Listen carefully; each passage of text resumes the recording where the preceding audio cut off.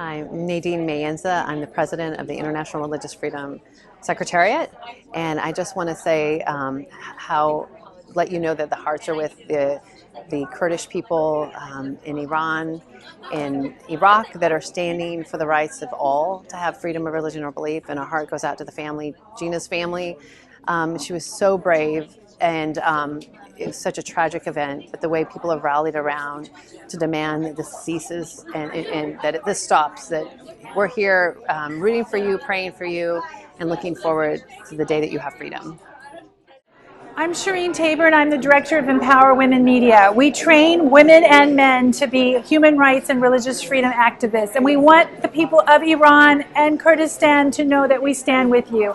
Our hearts are breaking for you, but we're so proud of this next generation that's standing up for democracy and freedom. Keep going forward. Please know that you have people in America, in the West, all over the world that stand with you, and we want to see freedom for you and for you to fulfill all your potential, for women to have the full equal citizenship and to have freedom in the years to come. Charmaine Heading, and I am coming to you from Washington, D.C., where we've just had an International Religious Freedom Conference, and we've looked at the issues surrounding the demonstrations and the civil resistance movement in Iran. And we're here to say, as women from all over the globe and who are fighting for you, we are with you, and we want you to succeed as you fight at this point and this time, which is critical to look for your own human rights, for religious freedom in your country, and to have a democratic society that you can start yourselves from the ground up. Do you want to send a message to family, the lost family member in Kurdistan and other part of Iran? Yeah, and to the family members, and there's many of them that we know, that you've had many women and others that have lost their lives fighting for this cause. We send you our condolences. We say that we are with you, and that we'll keep encouraging governments across the globe to stand with you, to make sure that you have internet access, and to continue to be a voice for freedom in Iran.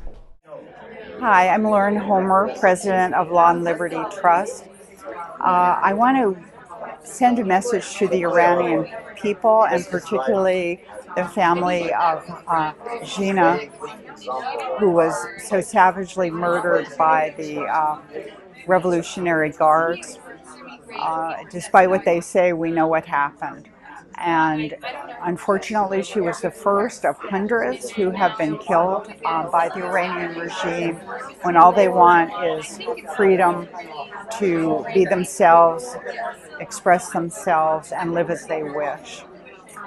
I was very interested to learn recently that the vast majority of Iranians do not consider themselves to be Shia Muslim, and they do not want a religious regime. They want a secular democracy, and they want to be able to believe as they wish, not to believe in any higher power or to follow the religion of their choice. So it's my hope that we will see a meaningful change in Iran as a result of these protests, that the lives will have not been lost in vain. My name is Sarah Kasrai. I'm a human rights activist, and my message to the international community is the Iranian people need you to stand with them. We need you to keep their story, the woman-led freedom movement, alive. The slogan, "Woman, Life, Freedom," that will lead to a revolution. We need to amplify their voices. The Iranian people have called for regime change. Please support them in their fight for freedom. Hello, I'm Casey Brennan. I'm coming to you from the National Press Club in Washington, D.C. We just finished a wonderful conference on religious freedom, and I just want to tell you, women of Iran and Kurdistan, you are doing important work, and it does not go unnoticed, and we are with you, and we love you, and we will be your voice with you in this. So first of all, I am amazed by the courageous, ambitious stance of Iranian women to go against the dictator regime in Iran. And I was really fascinated by how powerful their message was, so that Women Life Freedom got us all together as international human rights advocates. A couple weeks ago, I personally myself participated in the rally that took place in New York, and I was so moved to really see how Iranian women made us realize that women's rights are human rights for all, because the protests really started with the horrible murder of dear Mahsa Amini in Iran, where she lost her life just because a little bit of a hair was prevailed in public appearance. But the issue is more than that. The issue is that people are now sick of living under this oppression regime in Iran, and we understood that women are on the front line to be number one, seen as by autocrats to attack. But now both men and women are shoulder by shoulder advocating for their own civil and political rights. And I want to add that specifically, I'm from Turkey. I have been living in New York for the last 13 years, but my heart is still in the region. And I was specifically touched when I learned that Mahsa is a Kurdish young woman. Why? Because there are over 18 million Kurdish citizens living in Turkey too, and there are so many systemic-led violations that Kurdish individuals are combating in Turkey. Selahattin Demirtas is still imprisoned as a political hostage. Just yesterday, Aysel Tuğluk was released from jail, but she has been in there for over 500 days imprisoned, deprived of her freedom, despite so many medical reports that her condition was not eligible to stay in prison. So these are some of concrete examples from the Turkish context too. But I was so touched that the story of Mahsa Amini, a Kurdish woman living in Iran, made this global echo. And I really don't think that we need to give a voice for Iranian women. They have a strong message. They are capable themselves to deliver it. We just need to support their global advocacy to have all their freedoms, to have all the rights to practice their civil and political rights. My name is Maria Goodbreak, and my message to my brothers and sisters out in the streets protesting, putting their lives in the front lines in Iran: keep the fight going. One of the most important things that you can do is keep your endurance, which means that as much as the fight is there, we have to keep the momentum going so that it does not fizzle away. And how can we do that?